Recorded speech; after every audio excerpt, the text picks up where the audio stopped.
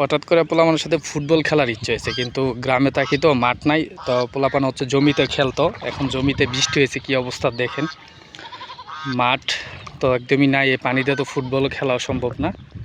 তারপরেও দূরে পোলাপানি খুঁজতেছে যে শুকনা ক্ষেত পাওয়া যায় কিনা খেলার জন্য, তো যাচ্ছি ওইদিকে। বৃষ্টি পরে চারদিকের অবস্থা কি সুন্দরই লাগতেছে।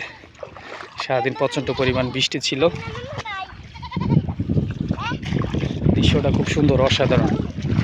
অনেক দূরে যাচ্ছি মাঠ খোঁজার জন্য, যদি ভালো একটা ক্ষেত পাওয়া যায় তাহলে পোলাপানরা মিলে ফুটবল খেলবো।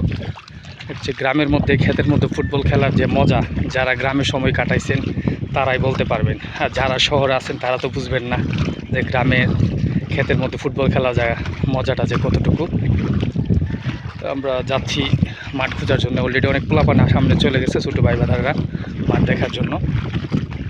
বৃষ্টি হয়েছে তো চারদিকের অবস্থাটা কত সুন্দর, খুবই সুন্দর লাগতেছে।